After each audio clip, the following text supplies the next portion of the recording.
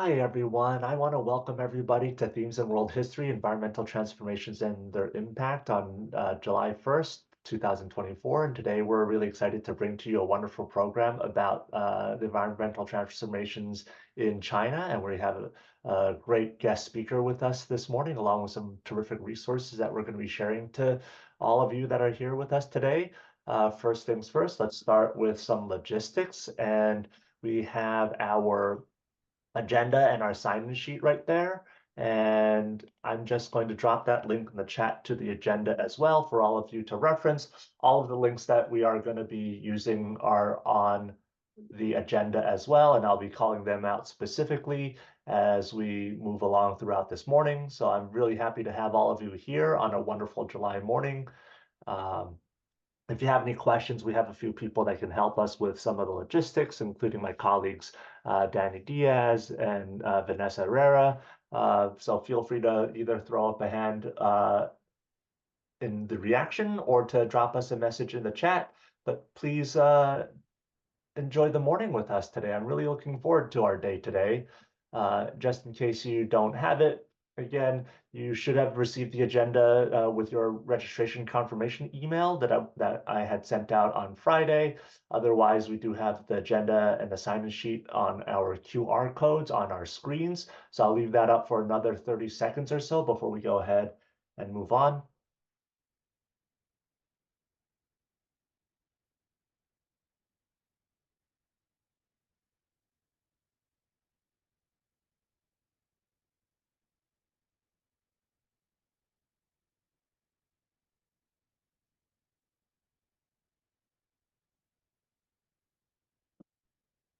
So I do want to start with a land acknowledgement for the Tongva people, the traditional owners of the land on which we meet today. I'd also like to pay my respects to elders, past, present, and emerging in the Native community. If you have some questions or want some more information about Native lands in North America, we do have a link on the screen right there, nativeland.ca. And then we also have a land acknowledgement activity that you as classroom teachers can do with your students. And you can access that when we share the slides out at the end of our session. That being said, I do want to introduce the History Geography Project at UCLA. And our work here is to ensure that teachers can make history relevant and empowering for their students. And we do this in collaboration, not just with teachers, but also with Center X and the larger California History Social Science Project. And that's a network of other educators across the state of California working to provide resources and support for history social science teachers just like you. And some of the organizations and groups that we've had the privilege of working with are shown on the screen right there. We do have a wide reach across many parts of Southern California, and we are proud to be partners with the One Archives, with La Plaza de Cultura y Artes, and all of the other great organizations that you see on the screen right there. And if you're interested in collaborating with us some more, please feel free to reach out to us on our socials. And again, we can't bring this program just by ourselves. We are also doing this in partnership with the UCLA Latin American Institute, the Asia Pacific Center, the Center for Near Eastern Studies, and the Center for Southeast Asian Studies, all of whom are at UCLA. And again, our partners are here with us in the room today. But before I get too far ahead of myself, let me just make a quick introduction. My name is Ben Wang, and I'm an instructional coach with the History Geography Project. And prior to joining the HGP 2 years ago, I worked as an instructional coach with the Charter Network here in LA for 10 years. And prior to that, I was a classroom teacher for 12 years, teaching middle school and high school social studies. And again, really happy to be here with all of you. And before I get too further ahead of myself, I'm going to toss it over to Danny, our director, and he's going to make some quick introductions as well. Thanks, Ben. Hi, everyone. My name is Danny Diaz. I'm the director of the UCLA History Geography Project. I'm happy to be with you all this morning. Like Ben, I was a former history teacher, classroom teacher for 13 years. I taught LUSD and El Rancho Unified. I've been with the UCLA History Geography Project for, it'll be 10 years at the end of August. Like I said, I love to be able to provide professional learning for teachers and geek out alongside you all when we learn about new histories and uncover new stories from different communities. So I'll go ahead and pass the mic to our associate director, Peta. Hi, good morning, everyone. My name is Peta Lindsay, and I am the Associate Director for the UCLA History Geography Project. I'm actually the new Associate Director. I just started this position in October, and prior to October, like this past school year, I was in the classroom. I was teaching at Venice High School, but I am very excited to be with you all here today, and I'm going to keep it short and pass it to my colleague Amparo. Hi, everyone. Um, Most people call me AMPS. I have been with the project for about 20 years. I've been a 3rd through 12th grade educator, and I'm really excited to be learning alongside all of you. And Vanessa, right?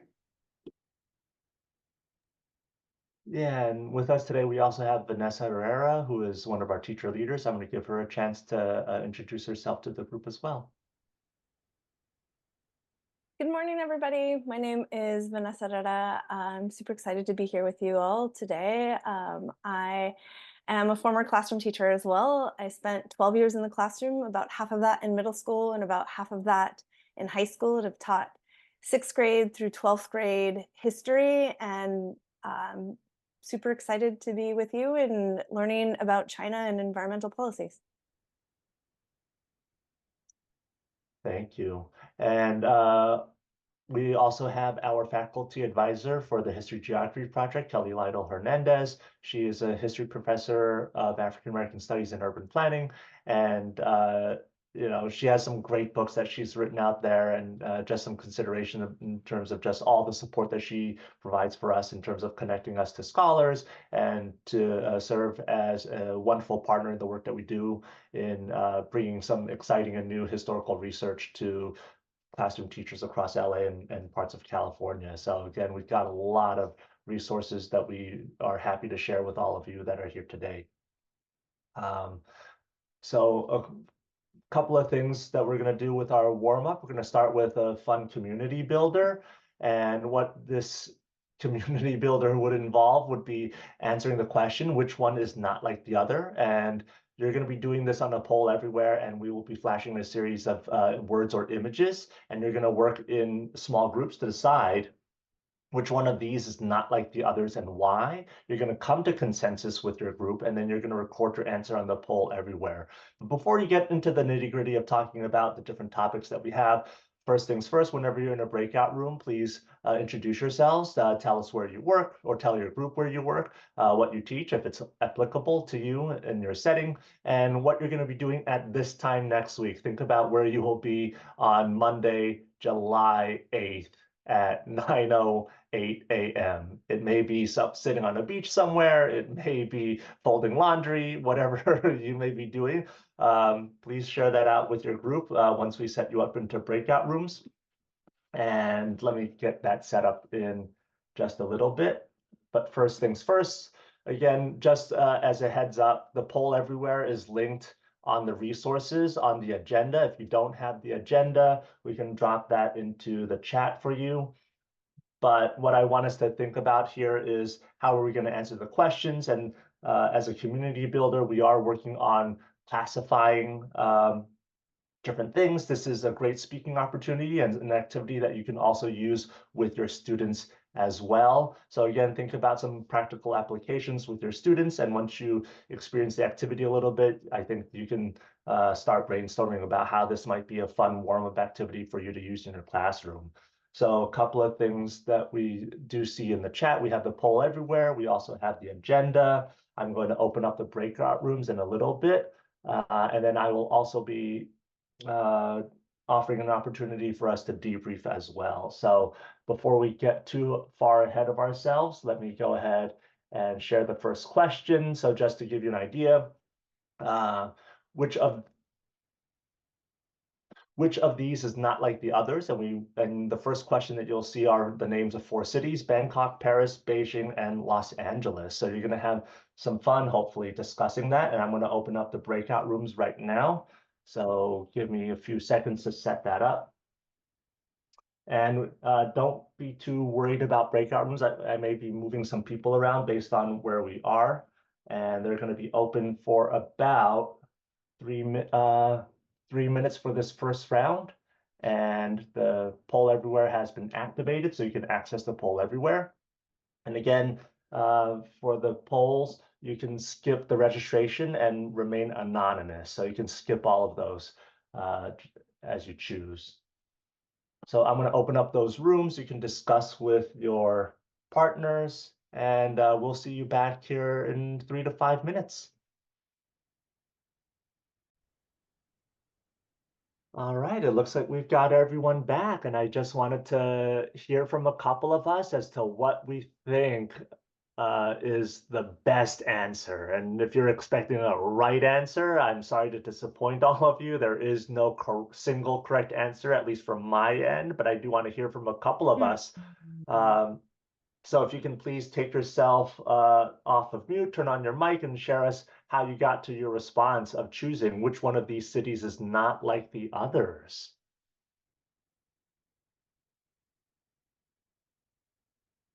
Morning, Ben. It's Elizabeth. Hi. Hi. So we were trying to discuss and trying to figure out, so like process of elimination, going to reading the article that we were provided, the reading that we were provided. I ended up clicking on Bangkok, only because of the fact that I don't remember that being in there. I remember like the Paris agreement. I remember them talking about Beijing. And since we live in LA, I was like, I think we're gonna be okay there. But Bangkok, I don't remember that. So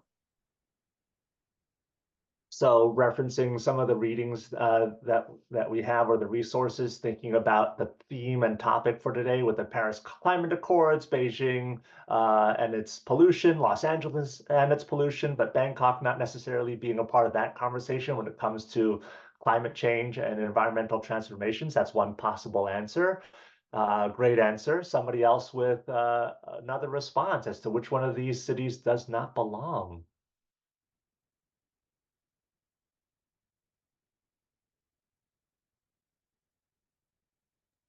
Well, one person in our group talked about like cities being on the Pacific. So you had Beijing, Los Angeles, Bangkok, and the only one not on the Pacific was Paris. So that we picked Paris. Oh, that's awesome. Thank you for sharing that. So thinking geographically, where are these different cities located? We have 3 cities that are on the Pacific Rim in the Asia Pacific region, including Los Angeles. So that's a great way to think about it. So I went about this in different ways, thinking through the names of different cities, and couple of things that we can really just say, hey, Los Angeles is the only city name there that is 2 different words. Everything else is a single word. Haha. Or we can consider that of those, Bangkok is the only city on the list that has not hosted Summer Olympic Games since the modern inception of the games in 1896. Or you can, give a whole host of other reasons, but I think part of the benefit in offering this style of activity to students would be in how students get to their conclusion, whatever that conclusion is. So thank you and sharing with us for this first activity. We're going to get to round 2 of our poll right here, and I will move that ahead with our next poll. And on this one, we're going to have a series of images. So you're going to see some images, and which one of these is not like the others. So you can go ahead and go back to the poll everywhere. And I see someone said that LA is not a capital. Yeah, thank you from Amparo. Los Angeles is not a national capital of the respective countries. So lots of possibilities to share out here. So go ahead and click back to our poll everywhere, and I'm going to put that link back in the chat again. But which one of those images is not like the others? And we're going to see that in our groups, and we're going to put you back in the same groups again. So you're going to get a chance to discuss with your partners. So the rooms are going to be open, and feel free to join in. And we're going to get another 3 to 5 minutes in those rooms.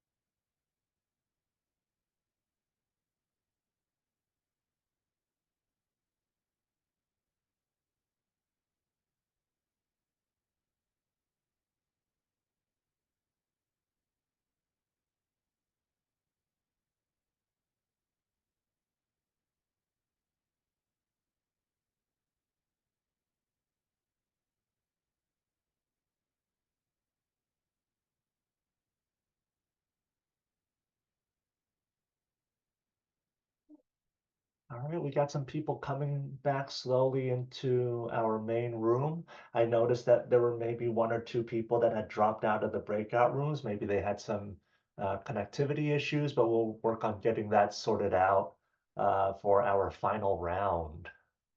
But I want to thank everyone for ho hopefully having some fun conversations around some of the images. I do want to hear our thoughts on what we were looking at, because again, one of the things that we love to impart on our teachers is the idea of inquiry and how we can use that in the classroom. And this activity is a great example of how we can encourage student conversation and how they can make some of these discoveries on their own.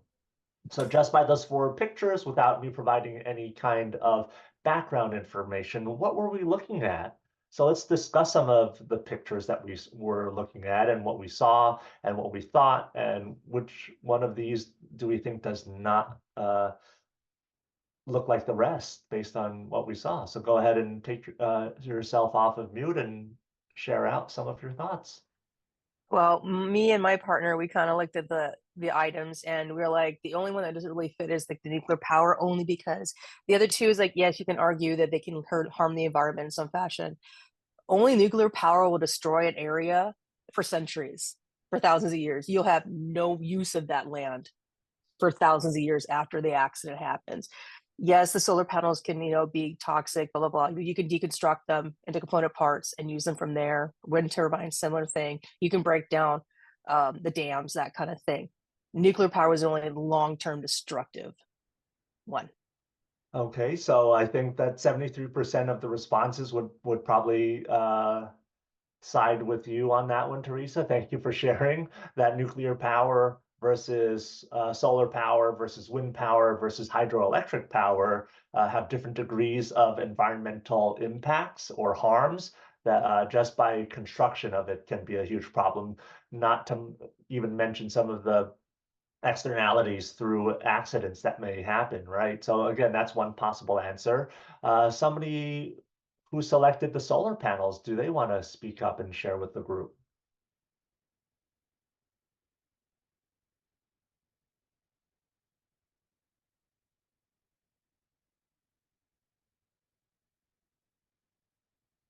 Ben, I could chime in for solar panels here. We were thinking that solar panels is the newest form of energy of those energy forms. If you think that hydroelectric and wind turbines are really old types of energy, and even nuclear is, it's been around for a while, but solar is kind of the new kid on the block based on these four energy sources. Yeah, so thank you for chiming in, Vanessa. So there's lots of different ways to look at it. And again, staying on theme with our discussion here about environmental policies, thinking about how different countries are pursuing approaches to addressing the climate issue.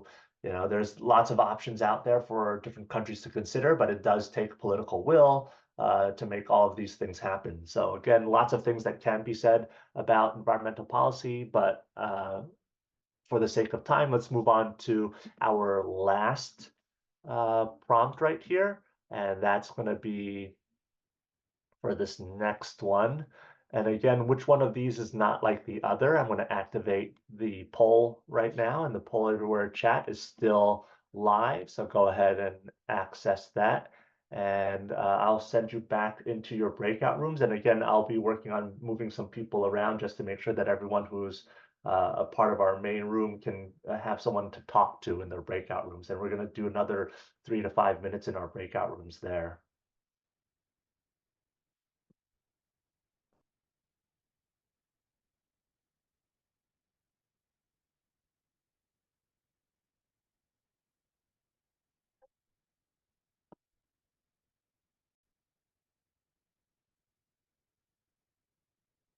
Oh, I left my room too early. Oh, no, that's okay. No worries.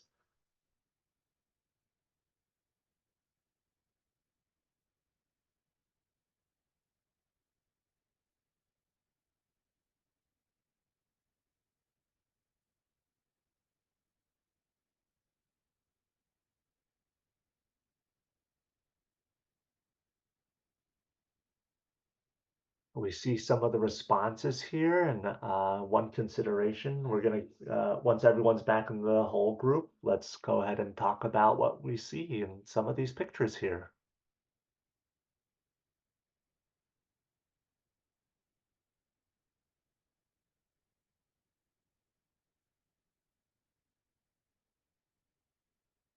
All right, it looks like we've got everyone back from our breakout rooms and we see our polling results on our screen right there. But first things first, I want to ask us to identify what we see in the pictures there. Can someone quickly share out what they think these images are of? So turn on your microphone and feel free to shout it out to the rest of us. What are describe the pictures that you see? So we're seeing floods, heat, smog, and fires. Yeah, so thank you for sharing with us, Victoria. So those are indeed severe flooding, heat records being set in Death Valley, California. We see massive smog, and then we also see raging forest fire in Sequoia National Park. So which one of these does not belong? We have a bunch of people that responded with the forest fires in Sequoia National Park right there at on the last image was 78% of the group. So let's get some consensus here. Why do we think the last image there does not belong?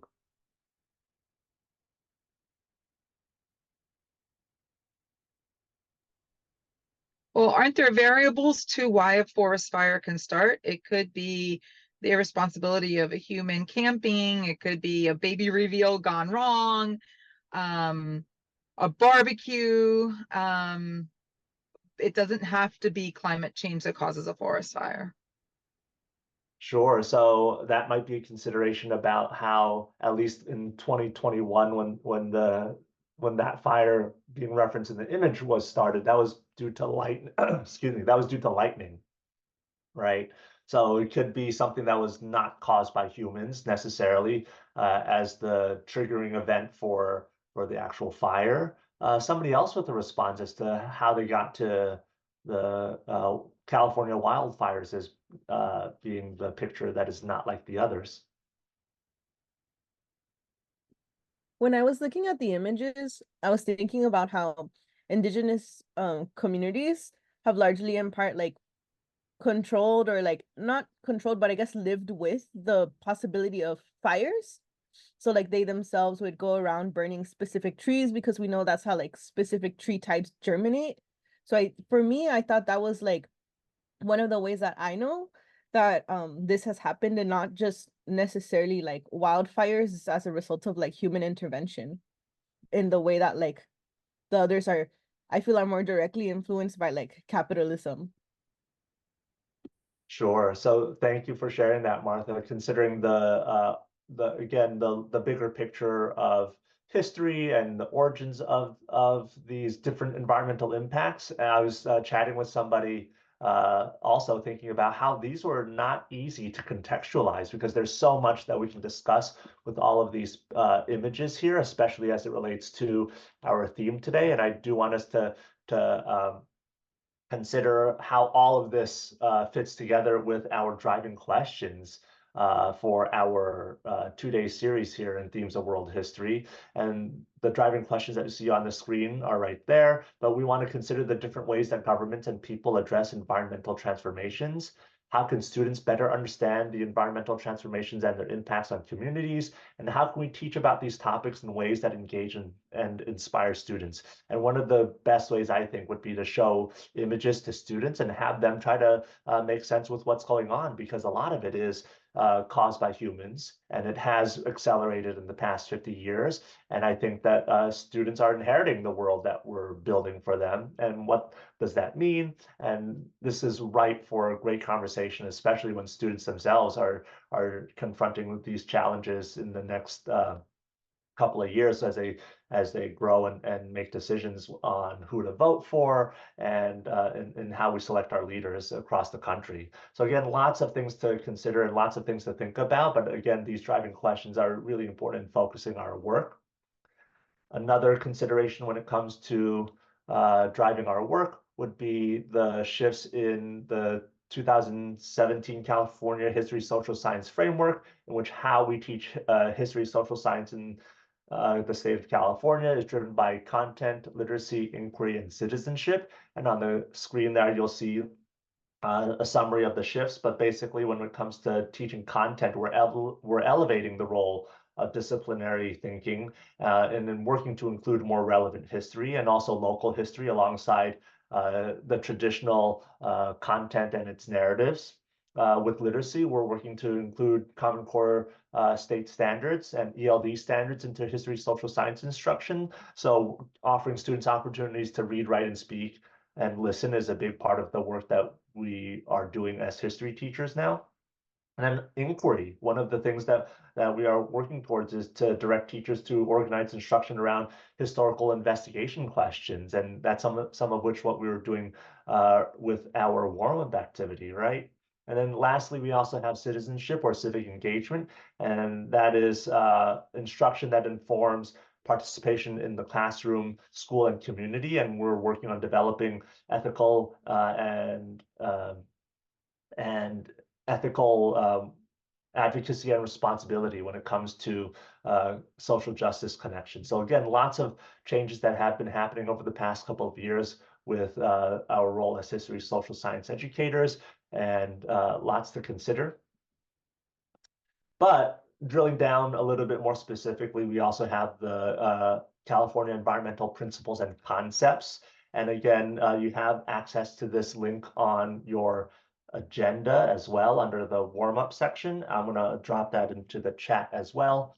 But some of the things to consider here would be, again, our responsibility in including environmental principles and concepts in our history, social science instruction.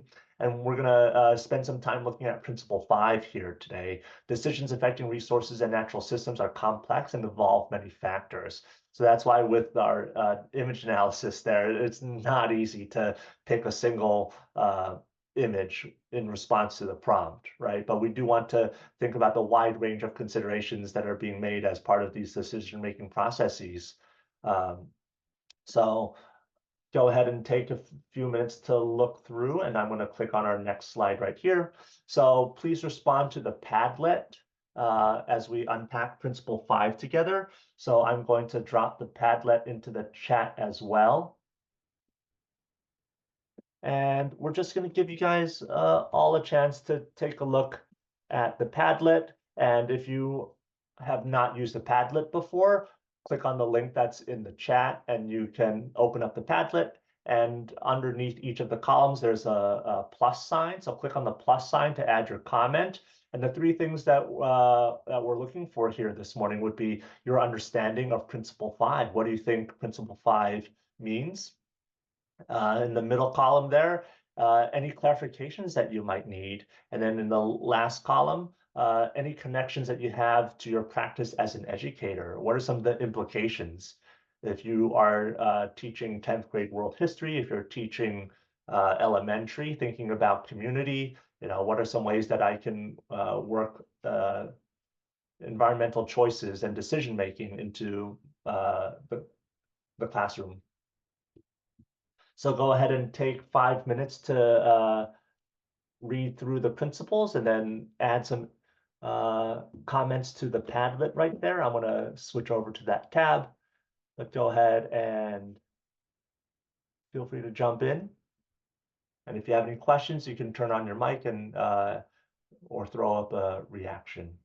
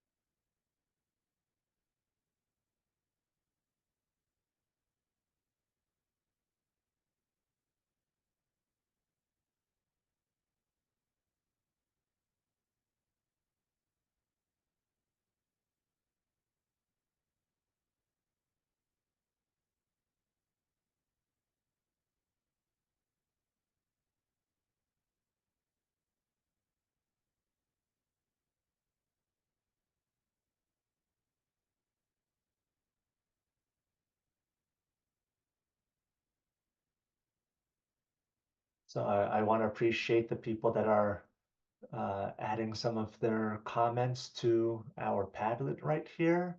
It's a lot of things that are great food for thought here.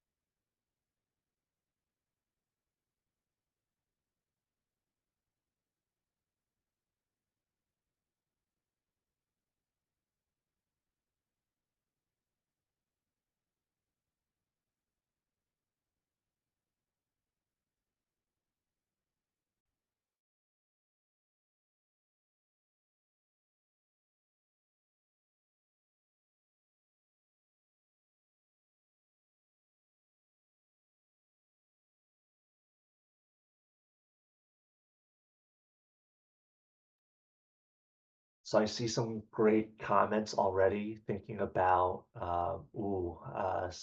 this just popped up about ancient civilizations viewing and use of resources when it comes to the giant cedars in the Epic of Gilgamesh or the Aztecs in building Tenochtitlan.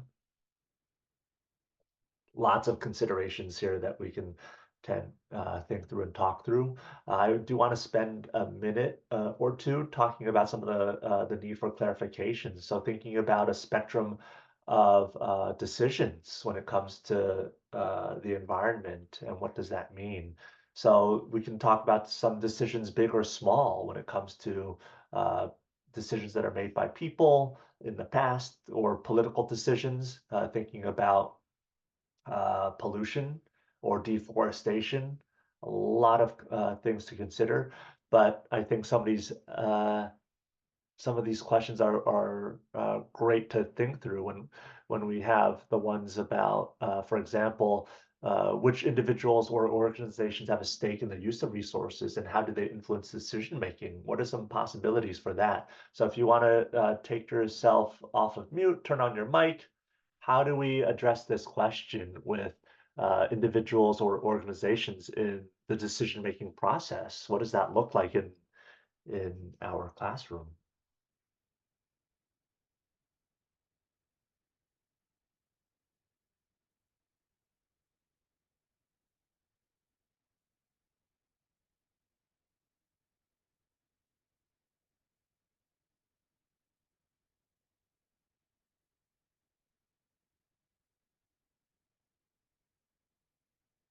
I guess for that question, one way could be to invite different groups to the classroom that are pushing for a specific policy or change. So I'm thinking about, we have the Friends of the LA River. Obviously, they have something that they're trying to accomplish, and they can come and speak to students about challenges that they're encountering and trying to make changes to the river. But then I also know that there's organizations out there that are concerned with the changes that are being made to the river, and like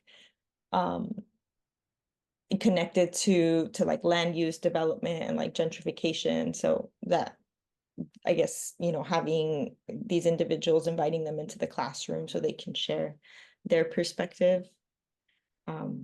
That's one way I'm thinking. But then the question, I thought of it too as like bigger issues and lobbyists and things like that. Yeah, thank you for sharing. Certainly globally, when we think about the influence that larger organizations have or better funded organizations might have when it comes to environmental transformation, those are they play a huge role in what gets made and who gets heard. And Amparo just dropped in a link for us to consider. There are some great resources out there connecting science and social studies in our classroom. So when you get a chance, feel free to take a look at that. But there's a lot that's going on, especially when we consider decisions big and small. And I want to speak to the comment I see on the bottom right here about a clarification, this being intuitive.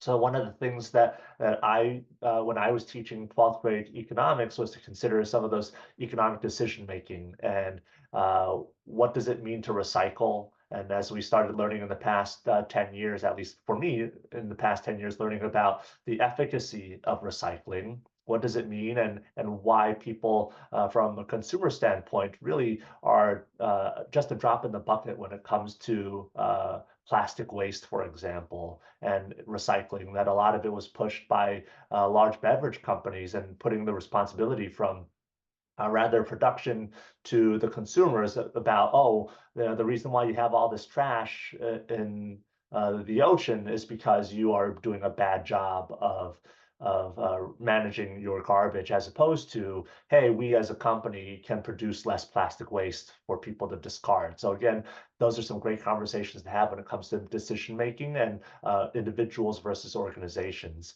I can talk about this forever, so I'm going to stop right here, but I do want us to consider our a discussion of our reading. We are going to take a look a little bit at our text. And one thing that I wanted to highlight right here from Professor Wang's article is U.S.-China climate action possible in an era of mistrust is this quote that I pulled from the reading right here that you see on the screen. Specifically, the evolving dynamics around climate action will increasingly foster conditions under which constructive competition can drive needed action by both as they pursue national self-interest. So thinking back, nationally and internationally right now when it comes to climate action and what that means, thinking about how that can play out. We have another Padlet for us to consider. And these are some meatier questions right here. And I do hope that you had a chance to read through the article. It's a very incisive article, I think, in highlighting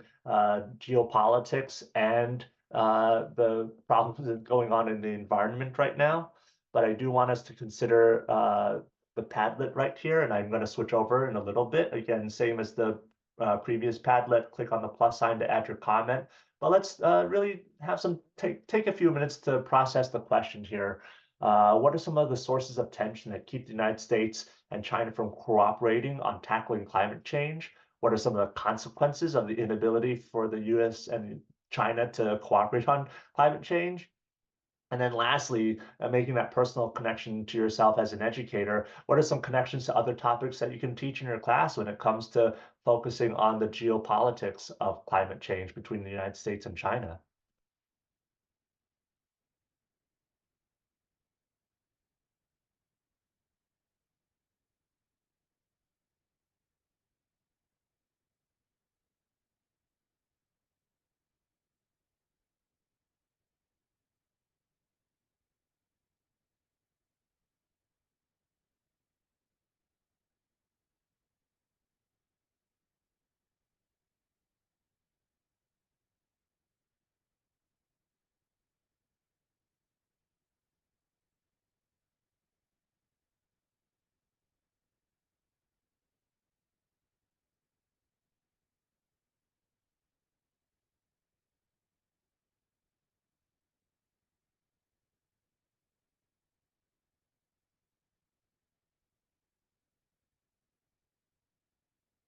So I see a bunch of us logging onto the Padlet.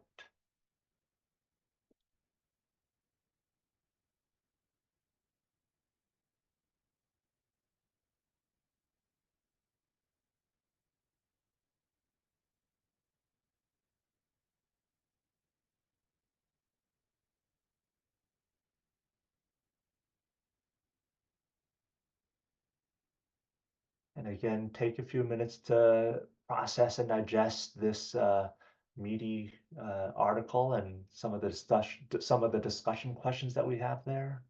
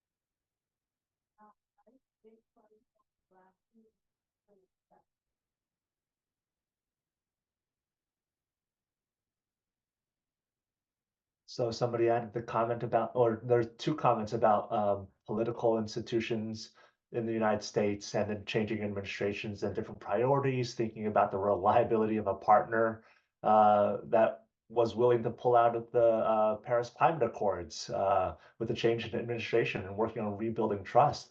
We also have competing interests for both the United States and China when it comes to economic and political power and influence over other countries in the world. There's, yeah, I see some the article, someone commenting on the article about collaboration or lack thereof, right? So there's a lot that we can consider. A lot of it is just thinking about how to address the issue because to a certain point, the consequences, the stakes are very high with more pollution, rising sea levels.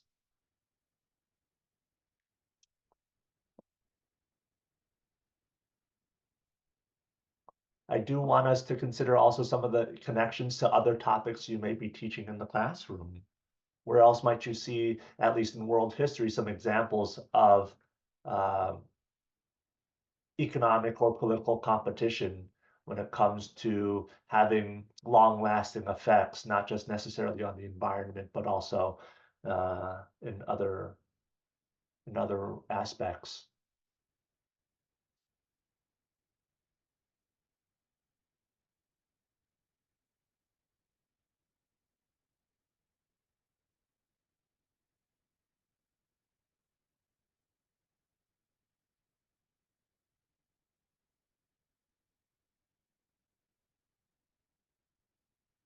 So somebody's bringing up local civic action, especially here in Los Angeles and asthma rates in the communities. That's certainly an issue when it comes to, I mean, I live in the LA South Bay area and we're near the Port of Los Angeles and thinking about all of the truck exhaust that comes from just that one area and the asthma rates of kids in that community compared to other parts of LA is a real issue to consider. So definitely the health and safety of people can be part of that civic action or civic engagement that we were talking about earlier in the framework. What are some other topics that we can consider?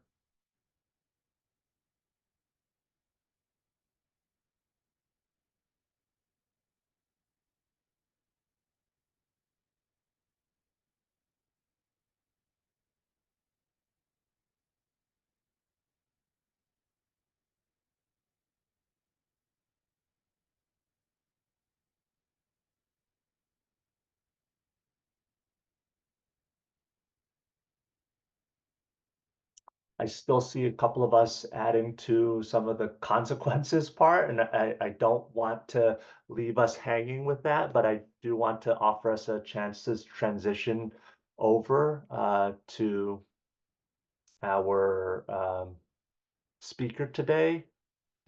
Okay, sorry. So I just saw cobalt mining pop up. I have to ask about that. Can whoever put that onto the Padlet speak to what they mean by cobalt mining um, if you have a chance? I posted that cobalt mining and the not only the environmental effects of that and the damage it's doing, but that the human rights violations and the people that are actually mining, um, the conditions that they have to live through or work in. So I teach that in my class. The consequences of that, right, and tied to globalism and American corporations. The one for cobalt for electric batteries and other devices that we use. And is that really, in the pursuit of that, is that really necessary from all the ill effects from cobalt mining, both from environmental and from just human people in general that are suffering, that are forced in those conditions?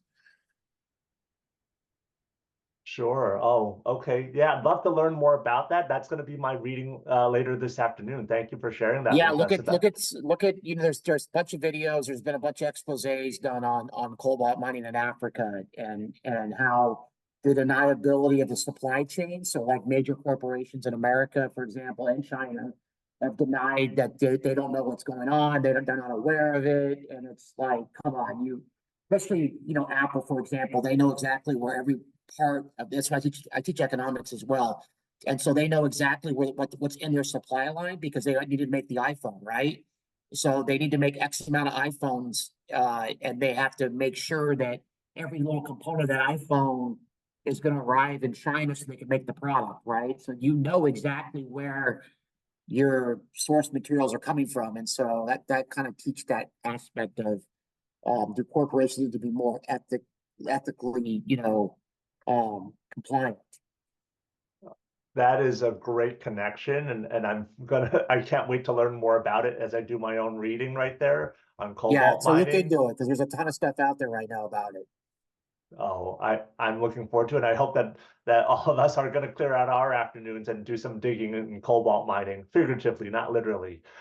With that being said, I'm going to transition this over to our Scholar Talk section, and I'm going to turn this over to our colleagues at the Asia Pacific Center with our introductions. Hello, my name is Aaron Miller, and I serve as Deputy Director of the UCLA Asia Pacific Center. It's my great pleasure to introduce Professor Alex Wang. Alex Wang is Professor of Law at UCLA School of Law and Faculty Co-Director of the Emmett Institute on Climate Change and the Environment. At UCLA, he teaches courses in torts, Chinese law and politics, and environmental law. His research focuses on the law and politics of Chinese environmental governance. Previous work has examined Chinese climate policy, US-China environmental cooperation and competition, environmental bureaucracy, information disclosure, public interest litigation, the role of state-owned enterprises in environmental governance, and symbolic uses of governance reform. Prior to joining UCLA Law, Professor Wang was a senior attorney for the Natural Resources Defense Council, NRDC, based in Beijing, and the creator and founding director of NRDC's China Environmental Law and Governance Project. He has been a visiting assistant professor at UC Berkeley School of Law and a Fulbright Fellow in China. Professor Wang holds a JD from NYU School of Law and a BS in biology from Duke University. Thank you, and Professor Wang, the floor is yours. Okay, wonderful. Can everyone hear me? Is the sound okay? Terrific. Well, thanks so much for being here. It's really a pleasure to be speaking with you. I was able to join for the last 10 minutes or so and saw your discussion of my article, and it was great to see the sort of high level of sophistication of the discussion.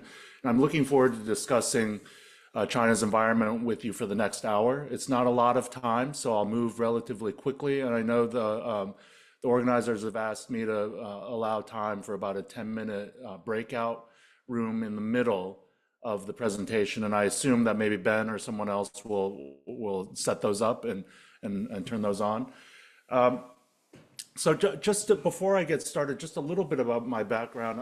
I've been teaching for the last 12 or 13 years now, but before that I was a lawyer for about 11 years for the first part of my career out of law school. And 7 of those years I actually lived in Beijing and worked for the Natural Resources Defense Council. So really what I know about China comes from this period of time on the ground, watching really historic levels of change in a major country, and witnessing it and getting a really visceral feel for the things I'll be talking about. I spent a lot of time visiting factories, going to rural areas around the country, speaking with people from Beijing down to the smallest village down in China, and people of all different types, government officials, lawyers, environmental activists, local communities, and so on and so forth. So to the extent that we have time for a discussion, I'd be happy to share some of my experience there with you. So let's just dive into the slides then. I wanted to start by just framing things a little bit, by giving us a more visceral feel for the nature of the problem. We're fortunate to live in a country where some of the worst environmental harms are in our past, and we've done quite a lot to deal with a lot of environmental problems, even though many still remain. So it may be hard to remember sometimes what it's like to be in a place where that's really an environmental crisis. During the period I lived in China from 2004 to 2011, as I mentioned, I saw a lot of this. So let me show you a few pictures. This is a picture from my apartment in central Beijing in January of 2006. This was about 2 years after I'd moved to Beijing with my wife. This was a regular occurrence in the winter in particular. And we'll talk more about the sources of environmental degradation, but this came from the winter heating being turned on, the winter heating being powered by coal with not very good pollution control. China's transportation, cars, diesel trucks, the numbers and the use of those were ramping up very quickly. There were agricultural sources of air pollution. Every fall, farmers would burn kind of the remnants of their crops for that year. And so it's just a sign that indication that as we look at different environmental problems, we need to sort of have a basic understanding of where the sources of pollution are coming from. Let me just show you a few other pictures. I used to use this quite a lot in my NRDC presentations. It was 2 days, consecutive days. So it showed you how bad things could be one day. And then if the wind blew in and the climate was kind of right, it would blow the pollution out of the city and suddenly you'd have a beautiful day. Let's see.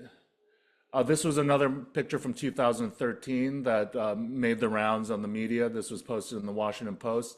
A Chinese American blogging about China who lived in Beijing posted this picture from central Beijing, and it's from the same window. And on the right side, obviously, it's an extraordinarily polluted day.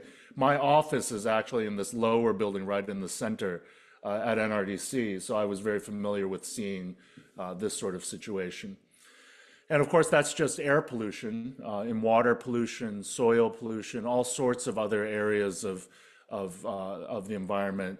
Really, the situation was really quite stunning. It was really hard to believe sometimes when I would actually go to these places and see these, and you would have the smells and the sort of acidity of things that you could really feel in your eyes. And so throughout the presentation, I'll give you some indications of sources you might want to consult. So one of a really great book that's really about the 90s and early 2000s in China is Elizabeth Economy's The River Runs Black. I was reading this book as I went to China to work for NRDC. Here are just a couple of statistics about that period where we were regularly using these statistics in all of our public kind of blogs and policy discussions. You know, air pollution contributing to over 1 million to 2 million premature deaths. Groundwater in more than 60% of major cities classified as bad to very bad. More than a quarter of the rivers in China were considered unfit for human contact. Very quickly, in the period I was there, China became the largest emitter of greenhouse gases, surpassing the United States. Up until about 2006, the US was the leading emitter, but then China passed the US in 2006 and has far surpassed the United States, now making up about a third of global emissions. And being more than the US, Europe, and India combined at this point, 15 years after passing the US. The last bullet here, I'll talk more about there was recognition in China about the costs to economic growth, right? Later, when we started talking about why did the Chinese government care, these were among the reasons, right? Some recognition that to the extent that they really cared about economic growth, that environment was a constraint on that growth. And then finally, this idea of the social impacts of environmental pollution, so-called, what the Chinese term for it was mass incidents, which really means protests, right? So were people protesting. These days, we don't hear much about this in the United States, in part because of Chinese media control, but there was a period where the media in China and Western media were reporting quite frequently about environmental protests. I'd seen some of these protests and even participated in some of them. And they were really growing quite a lot. And as you might expect from seeing these pictures, people were quite upset and worried, right? People were worried for their own health, the health of their children, as well as worried about economic considerations. As China was growing richer, a lot of people were buying apartments for the first time and finding that suddenly a major factory would be sited right near the new apartment they'd spent their life savings to buy. And so that and the health considerations really caused Chinese people to get concerned and to mobilize. So we have a number of inquiry questions. I have 4 of them that will show up on a later slide. But the first one is for us to start thinking about what are the drivers behind China's environmental crisis. And I want to think about that at 2 levels. First, at a very high level, sort of what are the frameworks for thinking about China's environmental problems? And then later, we're going to show some slides that really drill down into actually specific drivers. You know, is it coal? Is it natural gas? Is it transportation? Is it industry? These types of things. But let's talk a little bit first about the high level drivers or the frameworks for thinking about this. So, you know, one way that people, and I'm going to list 4. Okay, so one of the ways is to think about it as a developmental problem, a problem of poverty. And you may have heard the term the environmental Kuznets curve. This was a theory that really it just showed a curve that was kind of a bell curve that goes up and then comes back down. And the basic idea was that countries, when they're poor, when they increase their economic growth, pollution tends to get worse. And then when they reach a certain level of economic growth, they become wealthy enough that they can spend money on environmental amenities, and the citizens now are sort of shifting from just worrying about making a basic living towards wanting a better quality of life. And then as GDP continues to grow, pollution goes down. So arguably, we sort of hit the downside of that. And you know, the United States and Europe and Japan hit the downside of that curve kind of in the late 60s, the peak of that curve in the late 60s and 70s, and pollution has been coming down.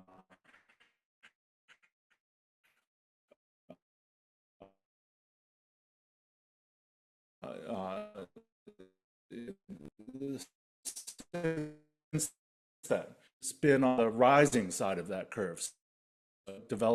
What we've seen in the environmental crisis, mainly think of it in these terms, then you think of this as a developmental problem. Grow the economy, and eventually the country will become rich enough that they will start to take care of their environmental problems, and the citizens will start to care about those environmental problems. And there's some sense in which you see that happening in China. So we're going to talk about that a little bit. And as you can see, that's a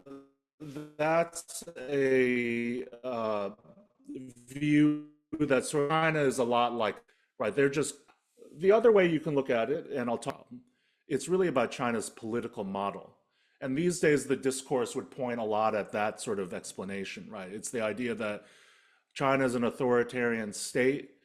Authoritarian states, they're not democratic, so they tend to be less responsive to public demand. There are fewer channels for public demand. You can't vote the bums out if you don't like what they're doing. You just have to tolerate it.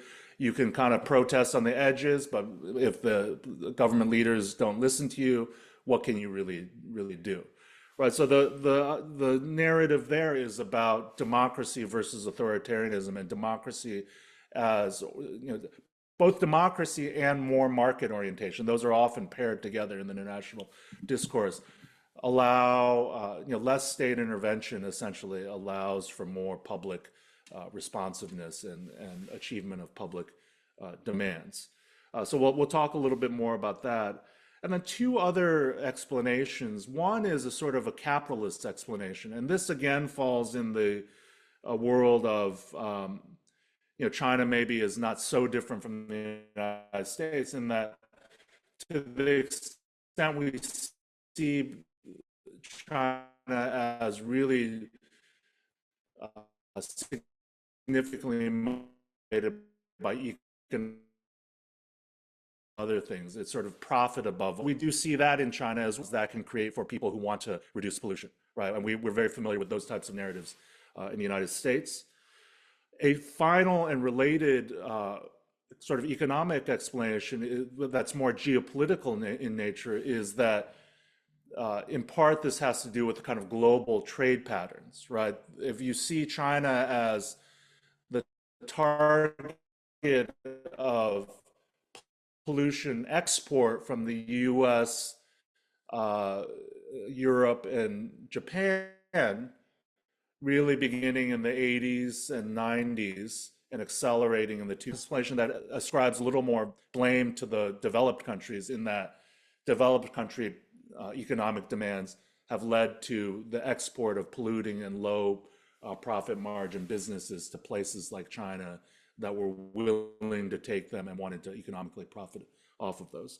So those are four different high-level frameworks that we could think about in sort of thinking about how to understand where China fits into things. And I'm just going to talk a little more specifically about the political one. That relates a lot to my work.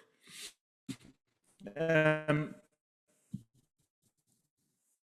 you read about China, a lot of the Chinese history work and Chinese political science work and Chinese law work systems. So the ones on the left here are all the ways that are sort of associated with the United States or the West: democracy, liberal rule of law.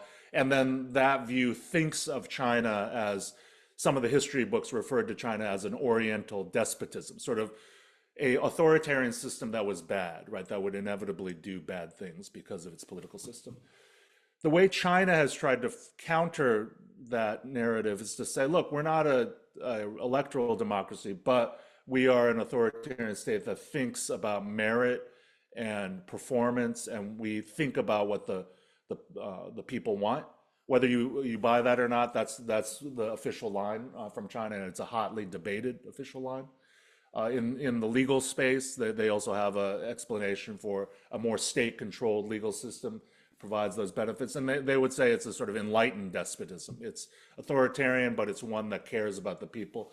And so this debate is a very hot one in the area that I work on, and it touches on things that are being debated in the United States, right? You may have been following the Supreme Court cases that just came out this week, right? The overruling of Chevron. There have been a whole series of Supreme Court cases in the United States last couple of years that make it harder for the EPA and agencies to regulate environmental problems, right? And that's very much a debate. If you actually read those things, the Supreme Court justices are really concerned about state power.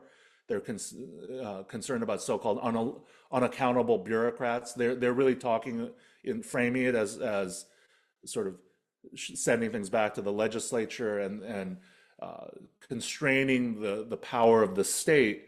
Whereas what China is making an argument for is that for some problems, we need the power of the state, and that we believe we can do it in a way that doesn't shade into the negative aspects of authoritarian governance, right? And so that debate, I think most environmentalists in the United States would be disagree with the current state control. And so that debate is a very live one, even within the United States, a debate that's live in the global context as well. This is just an example from Twitter of two people sort of hotly debating this very idea, right? Niels Gilman on the right from Moon Institute, which is a think tank here in Los Angeles, says, well, look, the Communist Party has really helped China grow out of poverty. And then James Palmer from Foreign Policy Magazine on the party, it's not the party, it's the people, and the party actually caused China to grow later than it would have, right? So this is an example of that debate in the economic context in China, even among Americans, right? So I think that political line is in the backdrop of these books, right? Well-known books about China in the past. So Mao's War Against Nature by Judith Shapiro was about Mao era environmental degradation. The Bad Earth kind of takes us into the 80s, but are very much about how the political system and to some extent development level have caused severe environmental degradation and problems in China. Now, what's been interesting over the last 10 years or so is that China has really started to talk about environmentalism. They have a concept they call ecological civilization that's has been disseminated very aggressively through the Chinese propaganda state. Party officials are required to learn it. Government officials are required to know about it. So I'm just going to show you very quickly a few slides from a trip that I took myself to in 2019 to Western China. And what they took us to show, I was there for a judicial training to train Chinese judges on how to handle lawsuits about soil pollution. How do you make companies pay for the harm they've caused? And they took us to a soil remediation site.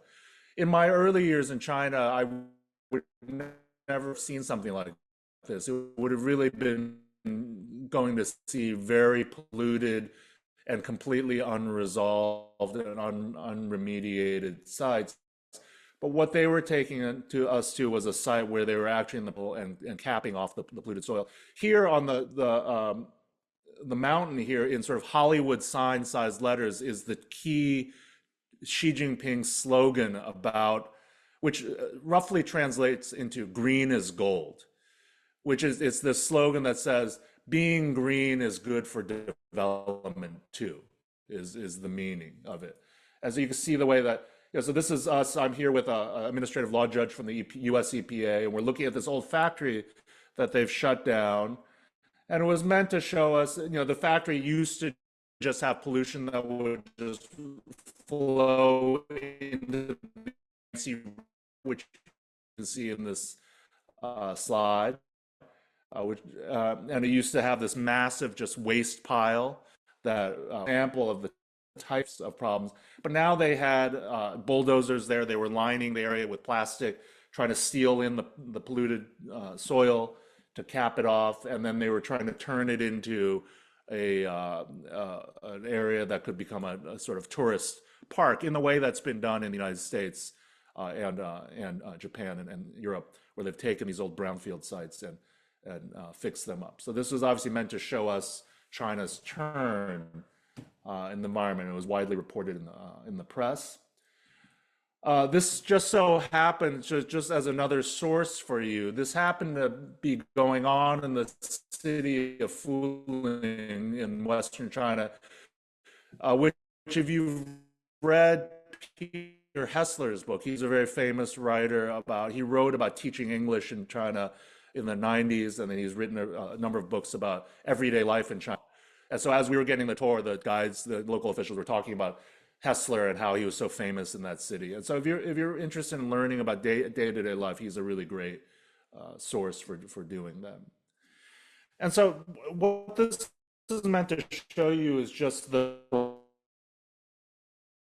turn. And China has been promoting this very aggressively in the international press. This is from Xinhua, which is China's official state media, saying that China is determined to advance ecological civilization. It's led foreign observers to sort of call China a climate champion, right? One of the reasons was, in particular, this was happening a lot during the Trump administration when the US had pulled out of the Paris Agreement and China was still continuing. So even though China's pollution problems were not resolved by any means, at minimum, they were still in the Paris Agreement and the US was not. Okay, so this gets us to our inquiry questions, which we'll for you to consider and for us to discuss if there's time. And we're talking right now about the drivers of China's environmental crisis. Then we're going to talk about what would motivate a non-democratic government to protect the environment. And then some comparative questions. How does the history of Chinese environmentalism compare to the history of environmentalism in the US and other countries? And also, these days, as China is rising in the world, they are also trying to present themselves as a model to be for other countries to learn from. What are they saying about themselves? Okay. So now I'll talk about the nature of the crisis, and then I think we'll pause after that for a breakout session. So let's drill down a little bit on what's going on. Sorry to interrupt. We're getting a little bit of lag here, Professor. Okay. It may be helpful if you turn off your camera while you're Sure. speaking. Sorry about that. Thank you. Sure. Okay? Is that at all better, or let's see? I think it'll work. Yeah, we'll see how it Okay. goes. Thank you. Okay. Oh, okay. Yeah, sorry about that. Okay. So these are the types of problems that you'll see a lot written about, right? So climate change and air pollution have gotten a lot of attention. Water pollution and water scarcity are also major issues. Soil contamination, now that China's had so much industry, it's now grappling with contamination of soil. Deforestation and land degradation, soil erosion, these are all major problems in China. Habitat destruction and biodiversity loss, trade and consumption of threatened and endangered species, waste management, noise pollution. These are all examples of the types of problems that have garnered attention within China.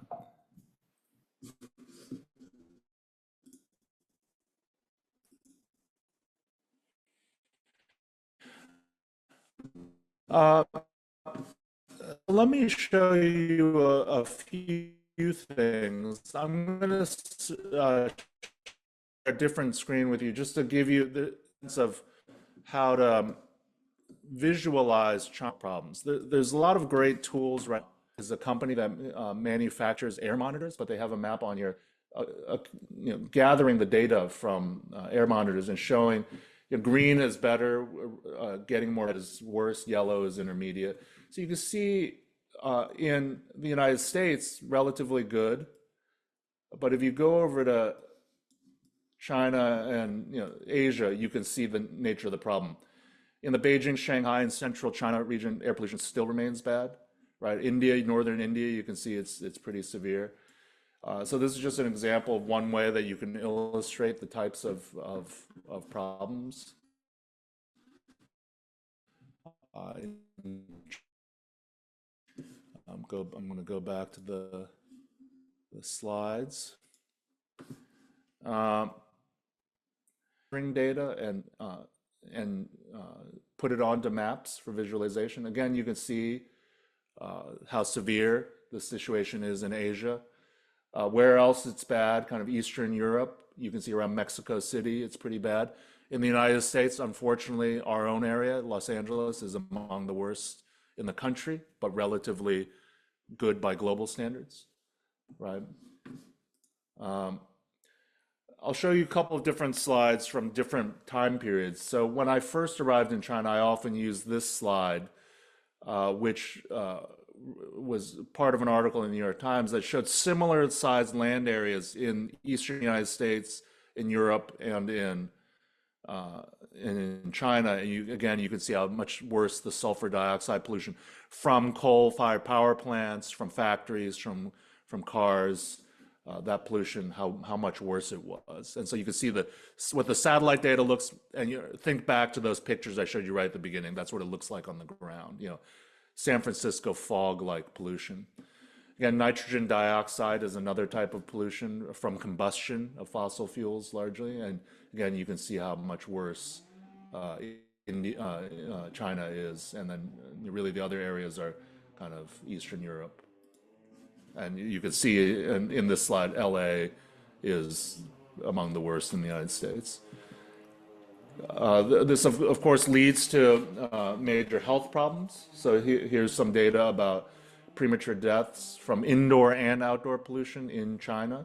India is really the other place in the world where the high numbers of people affected. Now, a few slides on climate change, just to give you a sense of the trajectory.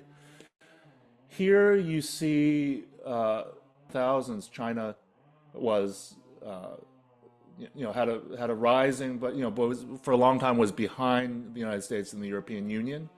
China passes the European Union in the early 2000s and passes the United States in 2005, and then since has far exceeded both countries' emissions. To connect it to what's going on globally, where you see that spike, that increase, that coincides with China's entry into the World Trade Organization. So one of the things that happened then, and it's interesting to make connections between that and US politics, is that prior to that, trade relations with China were a little bit uncertain. And so US companies were being hesitant to invest in production in China because they never knew whether exports would be affected from year to year.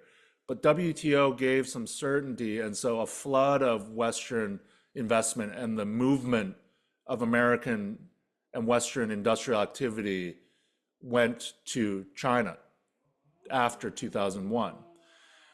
So if you think about American politics and Trump's appeal to, say, the hollowed out industrial segments in the Midwest, part of the story is what you see here, and it's connected to the environment, right? As those emissions are directly connected to development in China that is related to migration of pollution from the United States and Europe to Europe.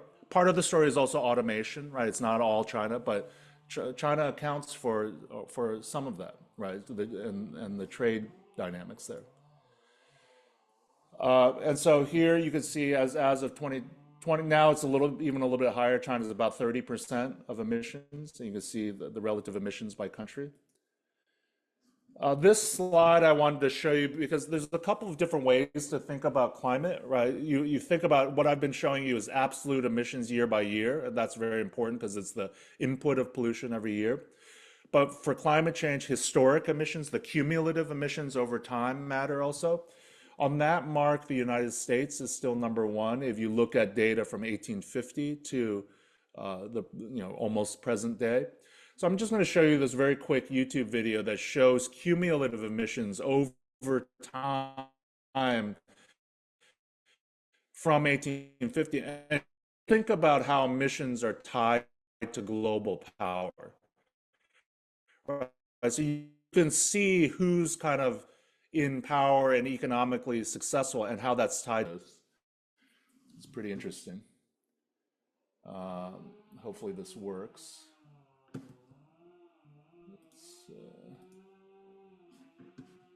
This may not work because of the, oh, here it goes. It doesn't seem very clear, right? I don't think you guys can see this very clearly. But the top here is the United States, and China is way at the bottom. This is going through the Industrial Revolution period. I know this is a little bit blurry, but the point is, in this period, really the United States is on top with other European countries on top. Now you're heading into the World War I and World War II period. Post-World War II is a boom time for the United States. Emissions are still strong. In China during this period, it's the Mao period. Chinese emissions are very low. Economic activity is not great. 1978 is China entering its Deng Xiaoping reform and opening period, and you could see Chinese emissions really starting to go up. Hits 2001 and the WTO period, and emissions really start going up. And you can see that cumulative emissions are still quite a bit below US emissions.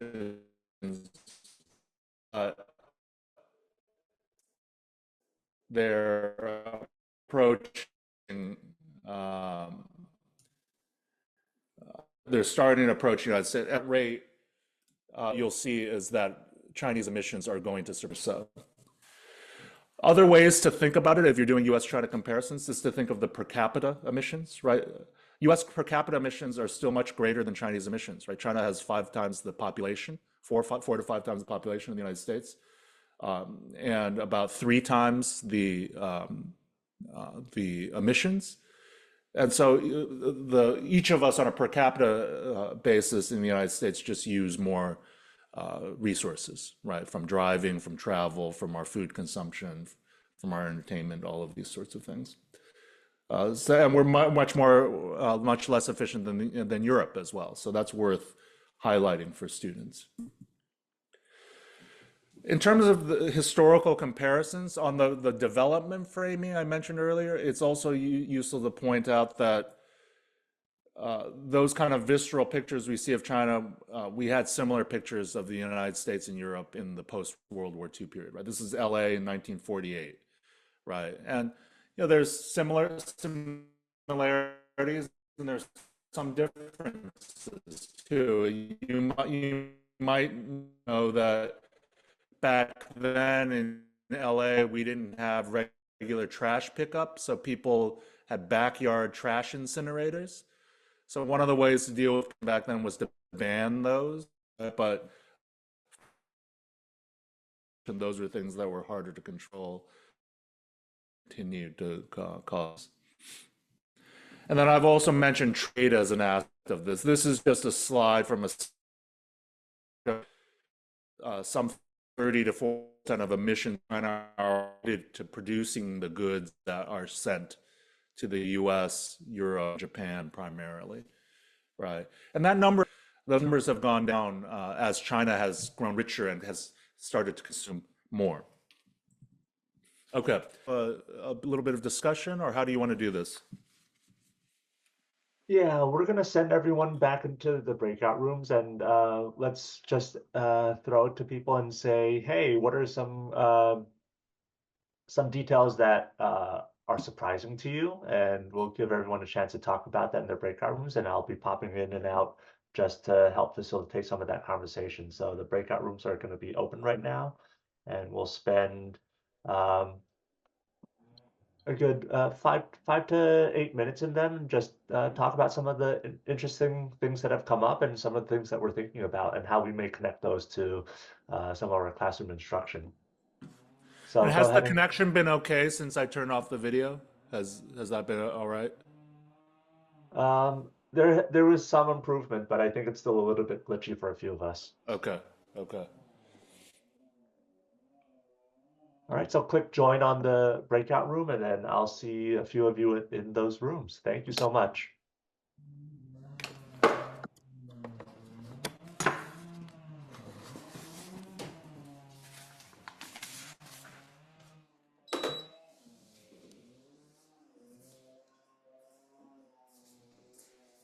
Can someone pause the recording, please?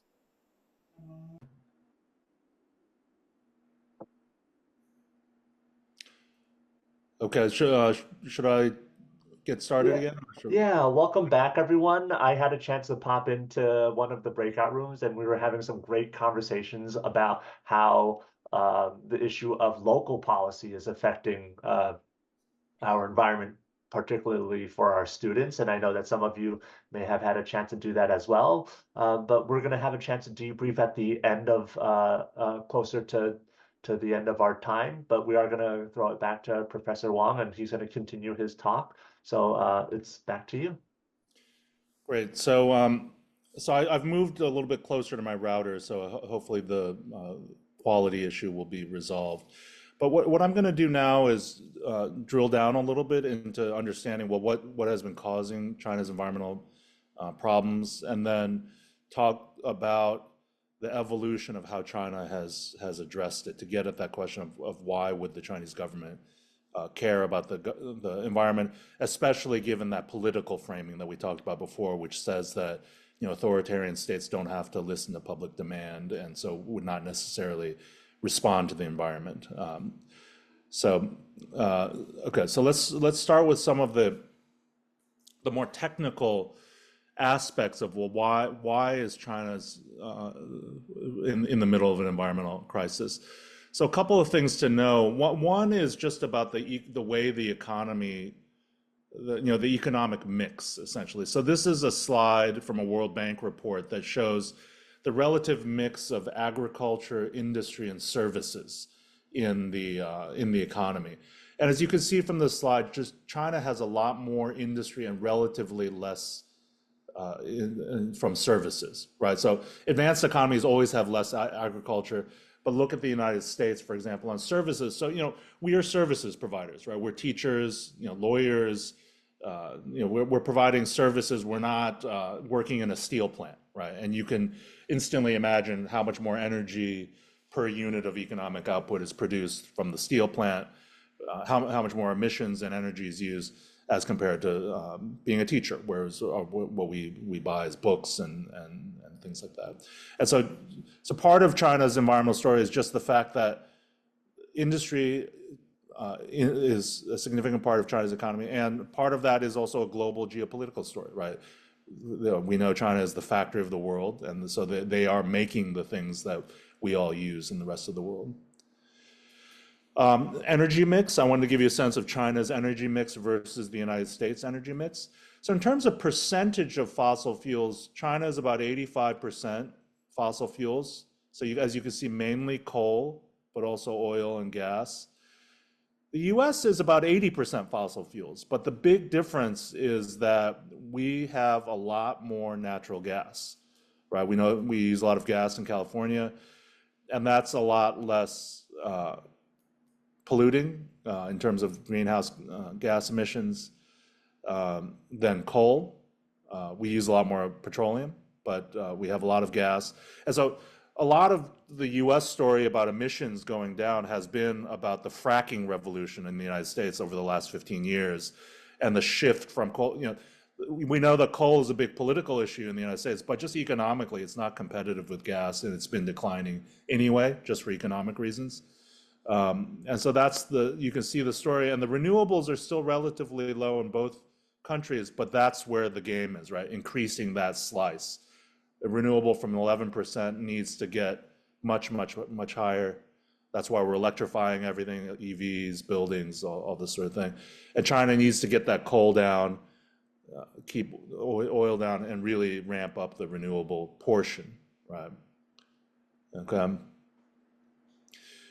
The other part of the story is how efficiently do you use energy, right? And this is about the amount of energy you use per unit of GDP, right? So again, this reflects that economic mix I showed in the first slide. If you have more industry, you're just going to have higher energy intensity. But China also started in the 80s with very old Mao era factories, and they've been kind of rapidly turning these things over. One thing you may not know is that China's coal plants are actually more efficient than American coal plants, to the extent we don't use coal as much, and we certainly don't use much coal in California. But because of the way the Clean Air Act actually has a political bargain kind of in the United States, kind of grandfathered in a lot of the old coal plants. So those old coal plants that are still around are actually much less efficient than Chinese coal plants these days.